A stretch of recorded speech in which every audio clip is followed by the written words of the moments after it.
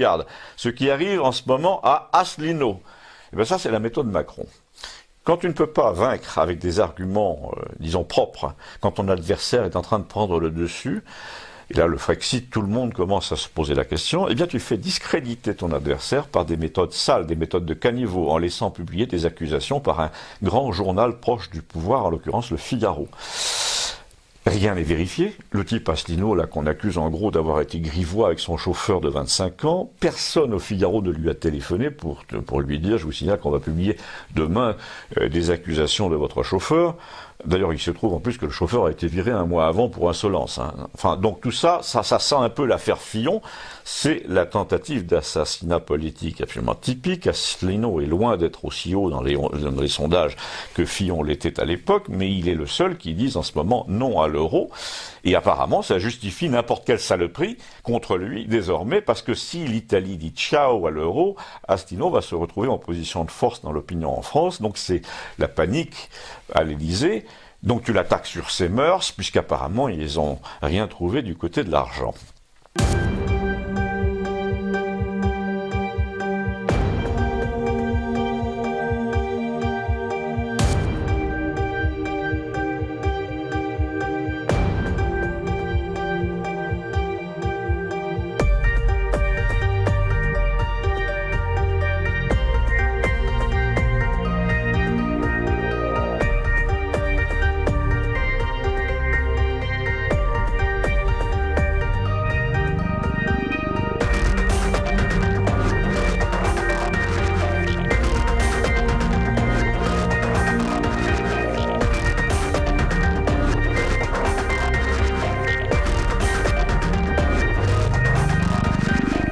Et là, tu découvres en fait que pratiquement tous les types qui ont accédé à un certain niveau en politique sont bisexuels. Ça veut dire quelque chose, c'est-à-dire qu'ils se font enculer, ils acceptent de se faire enculer, ce qui veut bien dire, dans toutes les acceptions du terme, que ce sont des soumis, que ce ne sont pas des vrais résistants.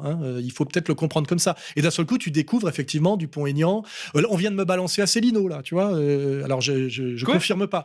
Oui, on vient de me le balancer, là. Édouard Philippe, Macron, Édouard Philippe, tous, bisexuel, voilà, ils le sont tous.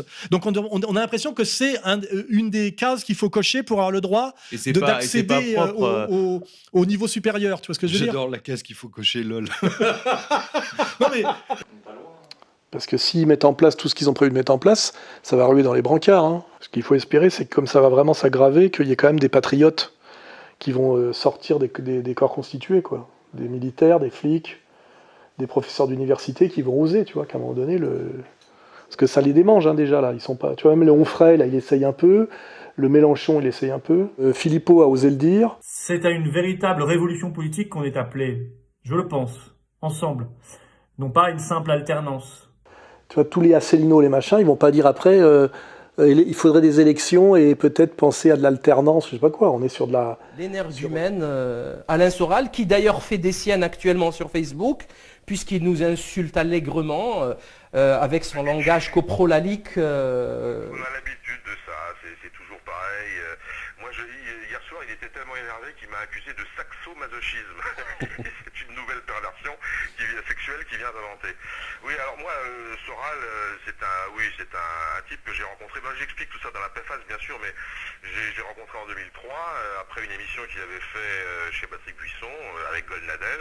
J'avais été assez enthousiaste, il faut reconnaître, je l'avais trouvé très bon. Et puis, en le voyant de près, en le côtoyant, j'ai été amené à porter un jugement un peu plus critique sur le personnage. Je me suis aperçu qu'il connaissait par exemple Goldnadel, il avait fait ce fameux débat chez Buisson avec Goldnadel où j'avais trouvé très bon, et puis il me dit qu'il le connaît, qu'il le fréquente, qu'ils vont au bistrot ensemble, ce qu'il vient d'ailleurs de confirmer dans sa dernière vidéo du dimanche à 2 euros, ça vaut pas plus, où il dit qu'en 2004 il a organisé à Montparnasse avec Marine Le Pen un dîner avec donc Gilles-William Goldnadel, qui est tout de même l'avocat de la LDJ et donc le représentant du Likoud en France, les sionistes d'extrême droite. Voilà, alors j'ai un peu compris qui était ce bonhomme. Il a voulu que je participe à son aventure. Je ne l'ai jamais réellement fait. J'ai fait quelques opérations avec lui. Je peux quand même révéler quelque chose ici, c'est que je l'ai présenté à Emmanuel Ratier, qui l'a présenté à Châtillon, qui l'a présenté à Jean-Marie Le Pen. Ça s'est passé de la manière suivante. J'avais rencontré donc Soral, on était en discussion, il voulait monter une association, soi-disant robespierriste, révolutionnaire, etc. J'étais déjà ami d'Emmanuel Ratier, mon défunt ami Emmanuel Ratier, hein, et depuis 30 ans. Et je lui ai dit, tiens, je côtoie un type qui est un peu fou, mais bon, peut-être on peut en faire quelque chose. Et puis il m'a répondu par mail, hein. Je possède bien sûr tous ces mails, j'ai toutes les preuves de tout ce que j'avance. Et il m'a répondu, le vieux aime bien les dingues, il est capable d'en faire un député européen, présente-le-moi. Et du coup, il a fait chez lui un dîner avec donc Frédéric Chatillon, Anne Benoît, etc. Et c'est comme ça que notre cher Bonnet s'est retrouvé propulsé au Front National. Alors moi, j'ai essayé de le mettre en garde tout de suite, parce que j'étais passé par le Front, moi je savais ce que c'était, j'y étais allé en 87-88, j'avais claqué la porte. Je savais que le Front National était un parti qui n'avait jamais été antisioniste. Soral, qui se prétendait antisioniste basique, fondamental, rabique, allait avoir des problèmes, parce que Jean-Marie Le Pen lui-même n'a jamais été antisioniste. Il a été asioniste, parfois. Il s'est parfois levé contre l'État d'Israël, enfin il n'a jamais milité contre Israël en particulier. Et même il s'en est fort rapproché, ce que je raconte dans mon livre Jean-Marie Marine et les Juifs. Et Marine elle-même, je la connaissais bien sûr, j'avais fait sa rencontre en 2001, j'avais déjà vu qu'elle fréquentait Zemmour et compagnie à Trinité-sur-Mer. Je vous ai vu, je vous suis sur Twitter depuis peut-être 3-4 mois, je savais pas que vous étiez sur Twitter, et alors j'ai vu débarquer des torrents d'insultes à propos de l'UPR et Asselineau, mais qu'est-ce qui s'est passé avec Asselineau? Qu'est-ce que c'est que cette histoire? Comment vous vous retrouvez à friter avec Asselineau et l'UPR? C'est pas des insultes. Oui. C'est des constats. Oui. Nuance. Mais qu'est-ce qui s'est passé fondamentalement? Parce que pourquoi d'un coup les gens de l'UPR se mettent à vous traiter de tous les noms parce qu'ils sont pas contents? Parce que c'est ce qui s'est passé sur Twitter. Les gens sont pas contents, les gens de l'UPR. Je les emmerde. Écoutez, ça fait 10 ans que les gens de l'UPR, je suis pas tout seul, hein, tous les journalistes de la place de Paris, même de France, les trolls de l'UPR les ont insultés en disant « Vous ne parlez jamais de Asselineau, machin, etc. Vous n'invitez jamais Asselineau. Pourquoi vous n'invitez pas Asselineau, etc. » Enfin bon, et ça fait 10 ans, j'ai 10 ans de harcèlement par les trolls de l'UPR. Hein, ils sont 10 et ils utilisent à peu près une centaine d'identités. D'accord. Voilà. Et donc là, d'un seul coup d'un seul, le bureau national des cadres dirigeants de l'UPR demande la tête, hein, les oreilles et la queue, comme je dis, d'Asselineau, hein, parce qu'il a mis la main au slip de deux de ses salariés. C'est ça l'histoire. C'est vraiment que ça l'histoire. C'est-à-dire qu'ils veulent plus de Asselineau comme chef de parti pour harcèlement sexuel envers les gens. Ouais, donc c'était drôle, si vous voulez. Ça fait 10 ans qu'ils nous harcèlent, ces imbéciles de trolls. Et le mec tombe pour harcèlement sexuel. Non, mais faut le faire. Non, même dans mes rêves les plus fous, j'aurais pas imaginé un truc pareil. Après, est-ce que ça invalide ses propos, le pauvre? Là, c'est vraiment pour mettre dans la gueule des gens qui vous ont fait chier, quoi. C'est vraiment juste pour les trolls de l'UPR. Attends, mais 10 ans d'harcèlement. Attends, j'ai pris 48 heures pour le passer au lance. C'est vrai, c'est pas grand chose. Ça va, hein, ils réagissent mal, c'est vrai que c'est dur. Et là où c'est intéressant, là où c'est intéressant, c'est que justement, tous ces crétins de l'UPR, c'est des trolls, hein, que vous avez vu, hein. Au lieu d'insulter les membres de l'UPR, donc les cadres de gens de l'UPR, ils m'insultent moi. C'est génial. C'est magnifique. C'est magnifique. Ça vous montre, ça vous montre quelque chose de très important au niveau psychologique. Oui. Ça vous montre le déni. Le déni. Ils se sont tellement investis.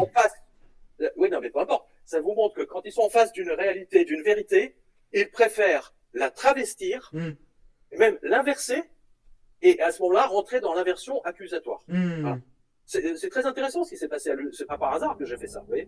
C'est pour bien montrer, si vous voulez, que même quand les gens, on leur dit, mais vous savez, les taux sont négatifs. Ah bon, mais qu'est-ce que ça veut dire? Ça veut dire que...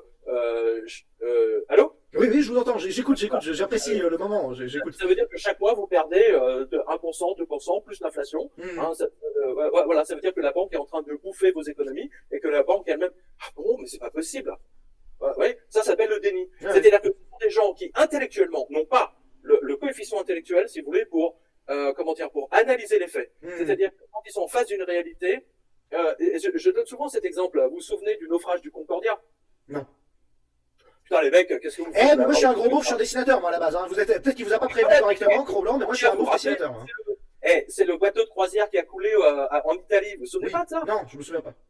Bon, peu importe. C'est un immense bateau de croisière qui a coulé. le bateau était en train de faire ça, Ouais. d'accord, il était en train de couler, et les gens étaient en train de filmer avec leur portable, Oui. avec leur téléphone, en disant, ils vont venir nous sauver. D'accord. Voilà, ça c'est le déni. Vous comprenez? Oui, je C'est- comprends. C'est le déni. Et les gens de l'UPR, enfin les trolls de l'UPR, parce que je mets pas tout le monde. Non, oui, on parle des gens qui sont extrêmes, etc. Oui, bien sûr. Voilà, c'est ça. Mais ce sont c'est des intellectuellement, je sais pas moi. Vous savez, c'est exactement les mêmes profils que les nazis en 1944. Mais c'est Internet qui rend fou. Moi, je sais pas comment vous faites pour tenir sur Internet depuis des années, parce que même moi, là, ça fait 3 ans que je suis sur Internet, je n'en peux plus. Non, Comment mais vous faites? Attendez, je vais vous expliquer, c'est très simple. La différence entre tous ces gens, c'est que moi je parcours la France, vous savez, je fais des dédicaces dans toute la France, Oui. j'en ai fait à peu près une centaine, donc je rencontre les personnes. Voilà. Vous voyez ce que je veux dire? Et tous ces trolls là, vous les voyez pas, ils sont derrière leur écran. Ben voilà, c'est tout. Qu'est-ce que vous Oui, je comprends. C'est la rencontre avec les gens de qualité qui fait qu'on arrive à faire. On se dit non, c'est pas si grave les trolls. Ouais, on relativise sur ce sujet-là. C'est complètement, c'est des mecs. Attendez, mais pour un troll UPR, vous gère, je sais pas, 20. Attendez, à un moment donné, ils ont fait des sondages en ligne sur Internet. Je sais pas si vous vous souvenez de ça. Le vainqueur absolu, 80% de votes, Asselineau. Oui, et ça donne 1% dans le. Oui. 0,9 au niveau national. Vous voyez, si avec les trolls, si vous voulez, sur Facebook, c'est évidemment Asselineau qui aurait dû remporter le premier tour. Hein, ça va de soi. Bon, en tout cas, vous avez votre petite vengeance sur Asselineau, c'est bien, les trolls de l'UPR. C'est une grande vengeance. C'est une immense vengeance pour tous les gens qui ont été insultés, traînés dans la boue par tous ces imbéciles, le troll de l'UPR, quoi. Et juste, on va terminer là-dessus. Vas-y. Bessel, parce que moi j'ai un retour là. Ah non, mais moi je suis. Franchement, les gens. Peut-être que vous l'avez, mais en tout cas, les spectateurs ne l'ont pas. Hein. D'accord. Voilà. Alors, ça vous montre, si vous voulez, comment dire, la putasserie de certains hommes politiques. Dont Asselineau. Asselineau a expliqué à tous les journalistes, dont moi, il était le nouveau De Gaulle, qu'il a sauvé la France, d'accord, qu'il allait, il sera au premier tour, il sera en finale avec Macron, ça c'était dans les élections. Donc vous voyez, donc c'est un type, si vous voulez, qui se prend pour De Gaulle, qui prend tout le monde pour des imbéciles, et qui, en même temps, si vous voulez, se fait sauter le caisson par tous ces gitons au quartier général de l'UPR. Pardonnez-moi, mais il y a un putain de problème. Parce que De Gaulle, je le vois mal en train de toucher la braguette de ses collaborateurs. Mais après, vous voyez, là on parle de Gaulle, mais vous avez une impression qu'en politique française, il y a moyen de rattraper la mise, de trouver quelqu'un, enfin, en termes républicains, c'est quoi la solution? Parce qu'il n'y a plus de profil. Les partis politiques sont morts, c'est fini, c'est terminé. Et alors, l'UPR, qui était le dernier rempart de 0,9%, bah, vous voyez, il est mort aussi, terminé. Ouais, parce que selon, en plus, si on suit vos actualités. Un parti politique qui se bouge. Il y a que la France Insoumise qui sort grâce à Adrien, j'arrive jamais à prononcer, 4 ou 4 sens, à prononcer son nom, qu'on me pardonne. Voilà. Et que France Insoumise qui se bouge. Les autres non, c'est fini. C'est encéphalogramme plat. Hein, on va dire ça. Ça vous montre le niveau de bêtise, de crétinerie de ce gouvernement de taré. Hein. C'est pour ça que j'ai appelé si bête, en taré, en débile, en taré. Voilà, c'est à l'africaine. Hein, voilà. N'Golo, hein. Voilà, voilà, elle est à l'image de ce gouvernement d'arrogance, son arrogance à Sibeth Endai, cette espèce d'arrogance africaine de parvenu, vous voyez, ça me rappelle, si vous voulez, un passage d'un livre de Gérard Devilliers, SAS, ça s'appelle, je crois que c'est Cyclone à l'ONU, où il parle l'ambassadeur du Lesotho. Alors, c'est un pays africain, au fin fond de l'Afrique, voilà. Et donc il est ambassadeur extraordinaire, plénipotentiaire à l'ONU. Vous voyez, donc le mec, il en peut plus, quoi. Je suis ambassadeur plénipotentiaire. Le mec, il oublie que son pays, c'est une chière de mouche et que les mecs sont encore au Moyen-Âge, quoi. Mais bon, bah, c'est un peu Sibeth Endai, voilà. Pour sauver le maximum de mes comptes, que doit faire un chef d'État? On a un traitement qui ne marche pas, mais qu'il faut administrer au plus vite et le plus tôt possible. Eh bien, moi, je suis désolé. Je considère en mon âme et conscience tenter le tout pour le tout, à condition que les études soient honnêtes. Un chef d'État doit développer cette hydroxychloroquine. Urgence. Voilà ce qui me paraît la solution raisonnable. Et je mets au défi quiconque de me prouver le contraire. De mon sens, développer ce cocktail. Que ceux qui sont contre prennent ici l'engagement, s'ils sont testés positifs, de refuser ce traitement et d'attendre 6 semaines. Sont-ils capables de le faire? Challenge accepted. Excusez-moi encore une fois, pour la mauvaise qualité et qui défie l'entendement de désorganisation, de responsabilité des chefs d'État. Restez con le maximum possible et vive la France. Voilà, donc je vais même pas me fatiguer à répondre à ces conneries. La question, c'est pas de savoir s'il y a un intérêt ou un complot pour promouvoir le lopinavir plutôt que la chloroquine pour des histoires de thunes. C'est simplement de savoir si l'un, l'autre, les deux ou aucun de ces traitements a démontré la moindre efficacité qui justifierait qu'on y recourt comme traitement. Et la réponse est non pour les deux, indépendamment des intérêts en jeu, indépendamment du prix et indépendamment de quoi que ce soit d'autre que les données dont on dispose. On n'autorise ni l'un ni l'autre en l'absence d'études suffisamment fiables pour savoir ce qu'on fait. Et c'est précisément l'euphorie irresponsable générée par les fausses promesses de Raoult sur la chloroquine qui ont permis au départ à la chloroquine d'obtenir une dérogation. Puis la brèche étant ouverte, le lopinavir s'y est facilement engouffré. C'est cette dérogation qui a ouvert la boîte de Pandore.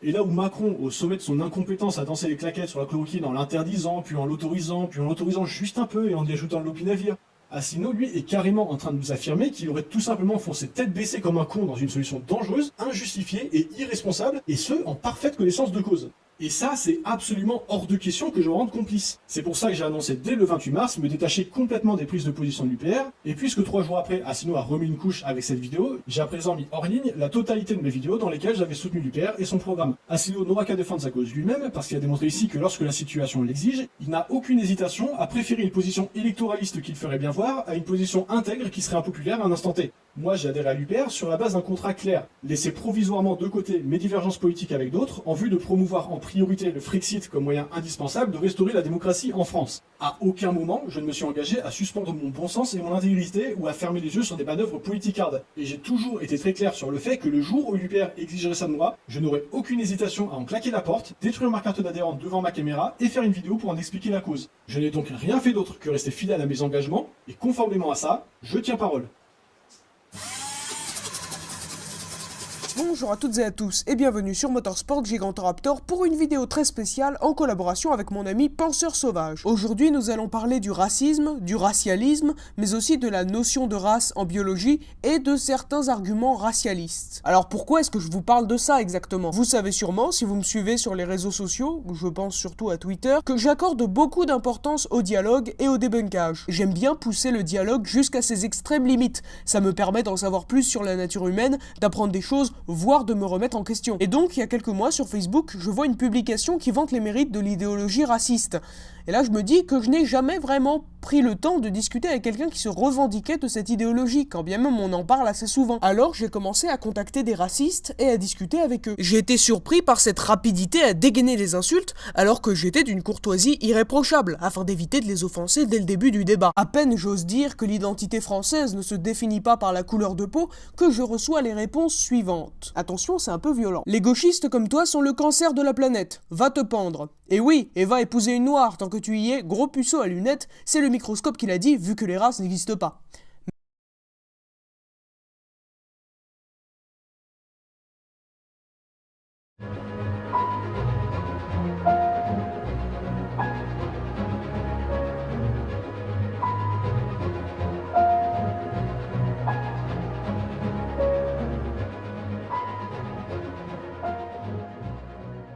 Le combat pour l'éducation populaire est plus que jamais d'actualité.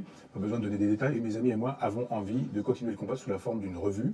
Il s'agit de réunir les souverainistes des deux bords. Il y a effectivement une ligne de fracture entre ceux qui défendent l'État maastrichtien, de droite et de gauche, ce sont les libéraux, et ceux qui défendent un retour de la politique française et qui sont des souverainistes de droite et de gauche. Nous allons créer une revue qui va nous permettre de réunir les souverainistes des deux bords pour que nous puissions penser les grandes questions, que ce soit les questions de l'État profond, de l'illibéralisme, comme on dit.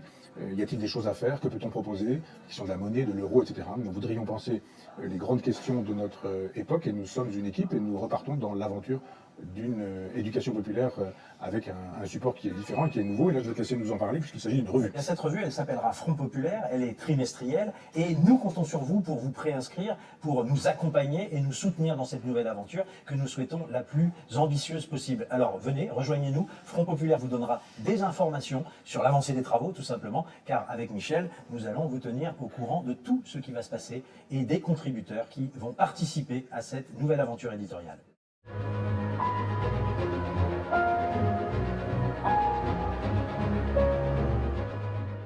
Bonsoir.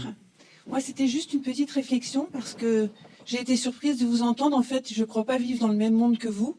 Moi aussi, je suis dans la planète résistance aux livres, je suis bibliothécaire, et je ne reconnais pas du tout les jeunes dont vous parlez.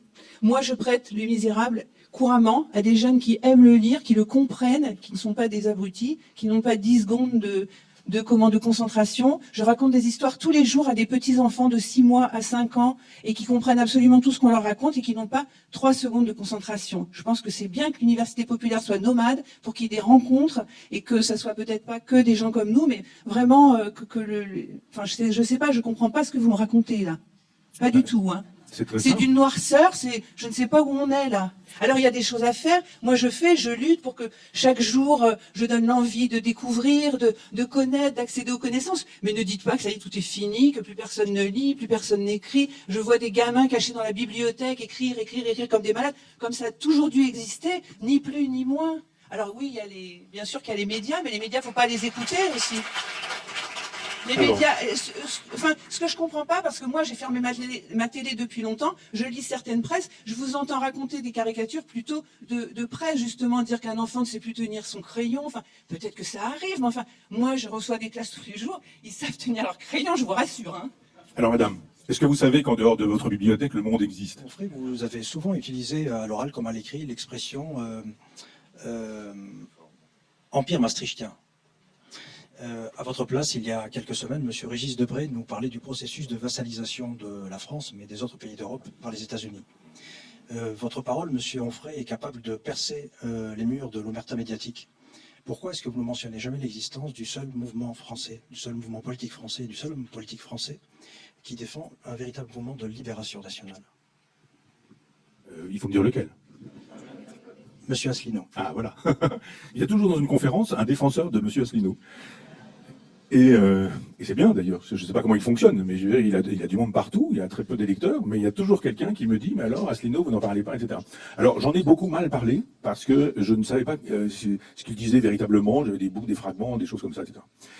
Il se fait que, grâce à des personnes comme vous, qui à chaque fois me rappelaient que je ne parlais pas de Monsieur Asselineau, un jour je me suis dit, je vais voir ce que dit ce monsieur. Et c'est très bien. Et moi j'aime beaucoup ce qu'il dit, et de fait je me suis dit, voilà quelqu'un qui, parce qu'il dit des choses justes, dans tout ce que j'ai entendu de lui, je n'ai pas trouvé de choses à redire, vraiment. Et parfois, je l'ai écouté longuement, j'ai écouté des enregistrements qui pouvaient durer une bonne heure, mais avec un réel intérêt, avec un réel plaisir, en me disant, c'est vrai que je souscris à tout ça. Alors, les propos d'Éric Zemmour sont condamnables et exploitables, on est bien d'accord. À la fois, les propos d'Éric Zemmour sont condamnables en justice pour incitation à la haine, et à la fois, la chaîne, C8 et le producteur peuvent se retourner contre Absatoussi pour avoir diffusé sans l'autorisation les images de la chaîne. Et alors, quand vous avez vu les images, vous avez pensé quoi de cette séquence, honnêtement, Christine? Quand j'ai vu les images, je vous dis très sincèrement que j'aurais été membre du CSA, que j'aurais condamné la chaîne immédiatement, sanctionnée pour incitation à la haine. Avec ce qui a été laissé? Pas avec ce qui a été laissé, avec ce qui n'a pas été diffusé. Là, il n'y a pas de débat. Donc il n'y a pas de débat, il n'y a pas de débat. Après, la question qu'on peut se poser, et là qui a été un peu soulevée, c'est-à-dire est-ce que, et là il faut regarder toute l'émission, lorsqu'on invite Éric Zemmour, on sait qu'on prend des risques. Est-ce que là, il y a eu un répondant? Est-ce que là, l'animateur, comme sur tous les plateaux il est passé aujourd'hui, est-ce que l'animateur est le pendant? Est-ce que l'animateur va contre, dans l'opposition? On ne peut pas laisser Éric Zemmour tout dire. On sait que c'est un polémiste et le CSA doit regarder tout ce qui est diffusé surtout sur toutes les chaînes en ce moment pour voir est-ce que l'animateur ou le journaliste qui le reçoit fait son travail. Christine, je vais juste vous donner une phrase. D'accord, c'est Zemmour qui parle dans la phrase qui a été coupée. Mademoiselle, c'est votre prénom qui est une insulte à la France. Donc ça, moi, je suis extrêmement choqué. Je trouve, monsieur, je vous le dis respectueusement, que votre attitude, elle est indigne. Et c'est le tireur du sang aussi. Vous jetez en pâture votre chroniqueuse. Vous ne soutenez pas vos équipes. Cyril Hanouna, qui est derrière nous, il n'a jamais fait ça. Vous la laissez toute seule. Elle est meurtrie. Absatoussi, elle est meurtrie. C'est une femme brisée aujourd'hui. Et vous la laissez en pleine nature. Franchement, vous la cassez. Toujours été de son côté. Là, vous ne l'êtes pas. Vous faites semblant de dire, elle répond pas. Excusez non plus tout. Enfin, franchement, excusez-moi, mais en l'occurrence, Absatou, on est de son côté. La meilleure preuve, c'est qu'on coupe cette séquence qui nous... Elle voulait qu'on la diffuse, la séquence. Vous saviez qu'elle allait la diffuser? C'est du n'importe quoi, c'est pas vrai. Allez, arrête. Vous la laissez en pleine nature, monsieur. C'est indigne. Vous auriez dû la soutenir. Je lui ai envoyé, tiens, tu veux savoir... Vous cédez à la haine, c'est trop facile. 3 messages aujourd'hui en lui demandant tu viens bien jeudi. Et pour que vous la fracassiez en demandant le montant de ses impôts, elle va pas vous répondre. Est-ce que Absatou peut comprendre qu'à la fois on peut être d'accord avec elle et ne pas lui laisser faire n'importe quoi? Mais condamnez Zemmour alors, condamnez-le. Mais qu'est-ce que je peux dire de plus Mais le problème, c'est pas Zemmour, le problème, c'est que nous, à traiter... Coupez cette séquence, c'est bien que je trouve qu'elle est scandaleuse. C'est pas la peine de faire le numéro offusqué. C'est pas un numéro, je dis que je parce que je n'ai rien à me reprocher et j'ai fait mon travail de producteur. Et toi, tu fais juste là des cascades pour faire du buzz. Tu sais très bien que nous avons fait notre travail.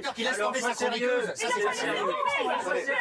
Stéphane, ça va au-delà de la séquence. En parallèle, Éric Zemmour, sur LCI, a tenté de se dédouaner et de minimiser les propos qu'il a tenus sur le plateau des Terriens du samedi. Simplement. Ce qui a provoqué la colère d'Absatou et la diffusion pour essayer... J'en suis comptable, moi, de ça. Tu vois ce que je veux dire? Je ne suis pas comptable des propos d'Éric Zemmour, sauf s'il les tient dans mon émission. S'il les tient dans d'autres émissions, je ne peux rien faire. En revanche, moi, ce que je peux te dire, c'est qu'Absatou, je n'ai cessé de lui dire, tu es la bienvenue dans l'émission, et qu'il y a un moment, si elle ne veut plus venir dans l'émission, c'est un cas de conscience pour elle. C'est vous qui voulez la virer. C'est vous qui voulez la virer. Je te le dis, elle est la bienvenue. Maintenant, je pense sincèrement que dans l'intérêt de tout le monde, je pense qu'il faut que les esprits s'apaisent. Prennent un tout petit peu le temps de se reparler, de discuter et de préparer l'émission. On oublie quand même quelque chose d'essentiel. L'émission, elle est après-demain et on n'a pas commencé à bosser. On oublie quand même quelque chose d'essentiel dans ce débat, quand même, c'est l'état physique et l'état mental d'Absatoussi. J'ai eu son clan qui m'a raconté qu'elle était dévastée, en fait. Et là, je pense que même quand on débat comme ça, on oublie que c'est une femme meurtrie. C'est une femme meurtrie qui a été humiliée. Il n'y a pas de mots pour dire qu'on puisse comprendre ce qu'elle vit, on puisse être blessé dans sa chair, qu'elle puisse être blessée par les propos de Zemmour. Je peux l'entendre parfaitement, mais nous avons fait notre travail. C'est pas possible, on peut pas parler de son argent comme ça. T'as le droit de dire que ça va aider quelqu'un, la formule est C'est remettre en fait un coup de couteau ou de remettre de l'huile sur le feu, c'est très humiliant, ça relève de la vie privée et les impôts, le montant des impôts de chacun, on s'en fout, on n'a pas besoin de savoir ça en fait. Dire qu'on n'est pas du côté d'Absatoussi, c'est très humiliant aussi. Mais c'est la tiédeur, je comprends que ça puisse commencer à taper sur le système de Thierry, comme ça me tape sur le système de venir me défendre, alors que je fais mon travail, et vous avez quelqu'un du CSA, enfin ex-CSA, pardon Christine, qui vous explique que nous avons fait notre travail, et je me fais engueuler. Enfin, vous n'êtes pas sérieux. Ou alors vous ne connaissez pas la télévision, vous en parlez toute la journée. Vous la connaissez,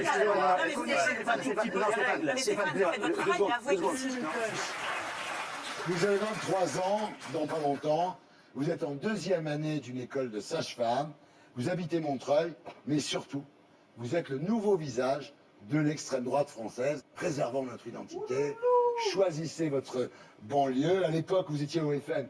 Vous n'étiez pas très Jean-Marie Le Pen à cause de vos origines juives. C'est vrai que les propos que Jean-Marie Le Pen a pu tenir sur les chambres à gaz, je ne les partageais pas du tout. Et moi, quand j'ai rejoint le Front National, c'était sous Marine Le Pen. Donc je ne considère pas que je dois me justifier sur le Front National sous Jean-Marie Le Pen. Pour moi, c'est pas un problème. Ouais. Vous êtes Marine, et après la débâcle de Marine à la présidentielle, après ce fameux débat raté, vous décidez de rejoindre Florian Philippot et les Patriotes. C'est surtout parce que le Front National a changé ses positions sur la question européenne. C'est que moi, je suis pour une sortie de l'Union européenne, de l'Europe de Maastricht. Elle est supranationale, elle est fédérale, ça ne me convient pas. Moi, je suis plus pour une Europe des nations. Et c'est ce que Florian défend quand il parle de coopération entre les nations. Et pour arriver à ce genre de coopération, il faut passer par le Frexit. Il faut sortir des traités européens parce qu'il est impossible de les négocier de l'intérieur. Et Marine Le Pen, quand elle refuse de parler du Frexit, quand elle dit qu'on va changer les traités européens de l'intérieur, elle parle comme finalement l'UMP et le PS l'ont fait avant. Alors, il y a eu le couscous gate. La boulette. Ah, c'est sûr que ça a été la boulette. Tout est parti d'un tweet, en fait. Vous êtes avec Florent Philippot en train de manger du couscous et dire que ce restaurant à Strasbourg est le meilleur.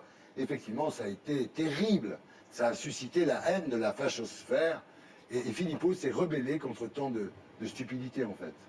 Oui, c'est vrai que les réactions qu'il y a eu suite à ce tweet ont été assez impressionnantes. C'est qu'à entendre les gens, il fallait, on est à Strasbourg, donc il faut manger de la choucroute toute la journée, alors que bon, tout le monde mange différents plats. Le couscous, c'est un plat comme un autre, c'est un des plats préférés des Français. Et enfin, c'est vrai, tout le monde aime le couscous en France, bien sûr.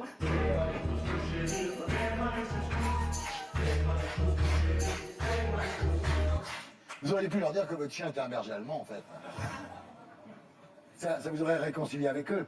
Et qui s'appelle Adolphe. C'est un peu cliché, le berger allemand, quand on est à l'extrême droite, mais bon, manquerait plus que votre copain s'appelle Laval. Non, mais son copain s'appelle vraiment Laval. Non, mais c'est dingue. Alors déjà, je ne me considère pas d'extrême droite. Moi, je suis une grande défenseuse de la démocratie et l'extrême droite, par définition, c'est des régimes totalitaires, des régimes antidémocratiques qui oppriment leur peuple. Moi, je suis au contraire pour rendre sa liberté au peuple. Donc, je ne me considère absolument pas d'extrême droite et j'aimerais bien qu'on ne me mette pas dans cette catégorie. Quant au berger allemand et au nom de mon copain, déjà, on ne choisit pas son nom. Bah oui, c'est comme Marion Maréchal, elle a enlevé Le Pen.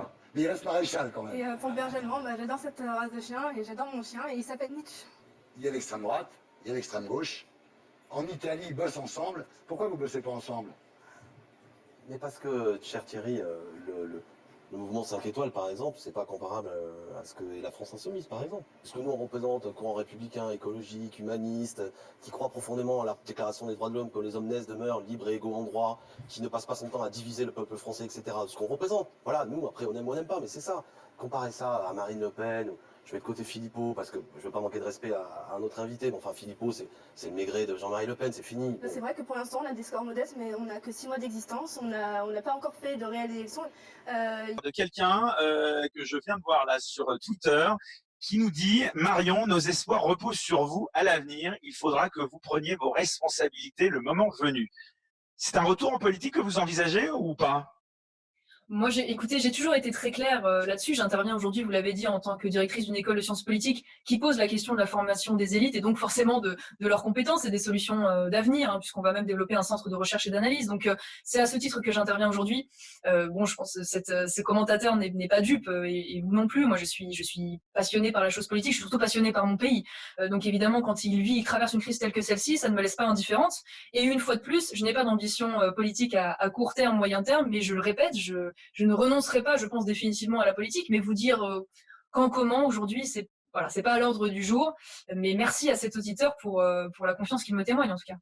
Mais si des circonstances exceptionnelles venaient à se produire, on y est dans ce cas-là, est-ce que vous pourriez revenir sur cette décision d'avoir quitté la politique et d'être peut-être candidate à une future échéance, notamment présidentielle, Beaucoup de personnes font des espoirs en vous, donc votre parole est attendue là-dessus. J'ai l'impression que vous me présentez un peu comme le père de la nation qui va être appelé en cas de crise. Voilà, je dis, moi, je suis pas le général de Gaulle non plus, j'attends pas à ce qu'on m'appelle en dernier, pas du tout. Et puis là, c'est impossible de répondre à votre question parce que en accumulant les si, tout est évidemment envisageable. Moi, ce que je crois en revanche sur la question, l'environnement politique, c'est qu'aujourd'hui, rien n'est écrit. Je parle pas pour moi, mais ce dont je suis convaincue, c'est que cette crise va rebattre les cartes. Elle va accélérer le processus de recomposition. Dans quel sens exactement, je ne saurais pas vous le dire. Ce qui est sûr, c'est qu'on n'est pas à l'abri de voir maintenant des nouvelles têtes. Voilà, exactement, des mouvements sociaux aussi qui mettent des pressions suffisantes peut-être pour que des gouvernements parfois ne puissent pas se représenter, on ne sait pas. Des acteurs qui émergent de manière assez spectaculaire, puisque maintenant c'est vrai qu'à l'heure du numérique, on peut se faire une notoriété assez rapidement. Je parlais Lafayette comme exemple, je pense pas à lui évidemment pour un engagement politique, mais un homme comme Didier Raoult, en quelques semaines, il a des centaines de milliers de personnes qui le suivent, qui l'ont découvert. Donc voilà, on a vu en Italie par exemple, si on devait, même si comparaison n'est pas raison certes, mais on a vu des partis comme 5 étoiles en quelques mois arriver aux affaires. Donc tout ce que je peux vous dire en tout cas, c'est que pour moi rien n'est joué dans un sens ou dans l'autre, ça me paraît être une évidence. Voilà, après si un jour une opportunité se présente et que j'en ai l'envie et que je considère que l'ICEP est suffisamment sur les rails, pourquoi pas, mais ça n'est pas du tout à l'ordre du jour. Donc vous nous dites aujourd'hui sur Sud Radio, en effet, que si l'ICEP est sur les rails, que les circonstances exceptionnelles puissent vous appeler à ce destin, vous pourriez revenir sur votre décision et peut-être vous réengager en politique. Je ne parle pas de destin, il n'est pas question de destin ici. On peut passer 10 minutes là-dessus si vous voulez, je ne suis pas sûre que ça. Non, mais c'est intéressant parce qu'en effet, vous savez bien, Marion Maréchal, vous savez bien. C'est une question que si à un moment donné, j'ai envie de me réengager parce que c'est le moment, parce que moi, si vous voulez, j'ai quitté la politique pour une raison simple, c'est aussi que je voulais me frotter à l'entrepreneuriat. Je suis devenue, vous l'avez rappelé, j'ai été députée très jeune, donc je ne voulais pas avoir comme expérience la plus jeune d'ailleurs électorale. Donc à partir de là, je pense ne pas être allé au bout de cette expérience. Donc pour l'instant, moi j'aborde les choses très sereinement et j'essaie aujourd'hui de contribuer, notamment par votre invitation, à apporter un regard, peut-être des solutions, des alertes. Et si un jour je me réinvestis en politique, j'irai au-delà de ça, mais pour l'instant je peux pas vous donner une date, un moment. J'ai pas de stratégie à 10 bandes sur 20 ans, j'en suis désolée, mais bon. Mais vous pensez pas que l'absence, par exemple, d'un appareil pour vous soutenir, d'un appareil politique, aujourd'hui, c'est ce que vous dites qu'on peut réussir très rapidement. On l'avait vu d'ailleurs avec La République En Marche, qui s'est créée finalement assez rapidement. Vous pensez qu'on peut arriver au pouvoir avec l'absence d'un appareil derrière soi? Je ne sais pas si on peut arriver en l'absence d'un appareil. En tout cas, on peut créer des appareils de manière assez spectaculaire. C'est vrai qu'on l'a vu, je vous le dis, on l'a vu en Italie, on a vu des recompositions politiques qui étaient extrêmement rapides. Et moi, je pense que les circonstances, si vous voulez, vont accélérer cela. Pourquoi? Je l'ai dit tout à l'heure, parce que l'ancien monde ne va pas se remettre en question. Mais attendez, pour être sûr de bien vous comprendre, Marion Maréchal, vous êtes pour quitter l'Union européenne? Non, je finis juste le raisonnement pour vous dire que si Emmanuel Macron nous parle de souveraineté européenne, il faut qu'il en assume les conséquences et il faut qu'il aille au bout du raisonnement. Et le problème aujourd'hui, c'est que la France, malheureusement, fait partie des pays demandeurs de cette crise, fait partie des pays en difficulté. Donc imaginez que le président français puisse infléchir la politique de l'Union européenne dans le sens de ce dont je viens de vous parler, à savoir la protection, par exemple, des marchés de la concurrence déloyale, ça m'apparaît parfaitement utopique parce que la France a un problème de crédibilité et c'est elle qui a besoin en premier lieu de l'aide de l'Union européenne.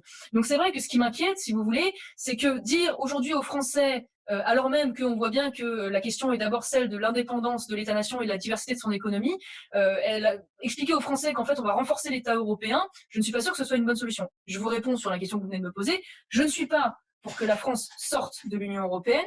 En revanche, je considère que la France, pour avancer efficacement au sein de l'Union européenne, doit arrêter de s'enfermer dans ce couple franco-allemand, qui selon moi est fracturé. Voilà, est un couple qui ne fonctionne pas pour des raisons qui sont très simples, puisque l'Allemagne et la France n'ont pas les mêmes traditions économiques, les mêmes traditions budgétaires, les mêmes visions, les mêmes intérêts, et qu'elle doit peut-être reconsidérer ses alliances au sein de l'Union européenne pour justement engager un rapport de force. Si ce rapport de force n'aboutit pas, il faut tirer toutes les conclusions. Mais le problème, c'est que ce rapport de force, il n'a même pas été véritablement engagé.